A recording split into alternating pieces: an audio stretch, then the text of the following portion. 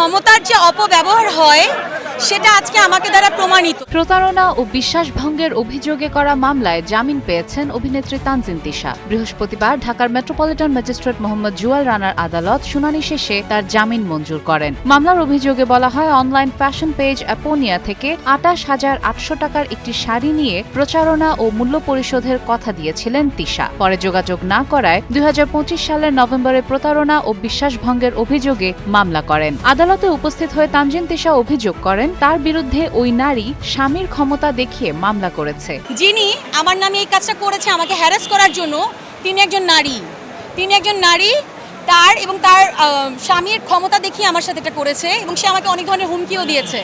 সেগুলো আমি সামনে হয়তো প্রদান করব, আপনাদের সামনে জানাবো। এদিকে তার আইনজীবী মোহাম্মদ নিহার হোসেন ফারুক দাবি করেন, তানজিন তিশার বিরুদ্ধে নেতিবাচক প্রচারণা চালানোর উদ্দেশ্যেই মামলাটি করা হয়েছে। তারা একটা নেগেটিভ প্রচার করার জন্য তিশার বিষয়ে তারা তড়িঘড়ি করে এই মামলাটা করেছে।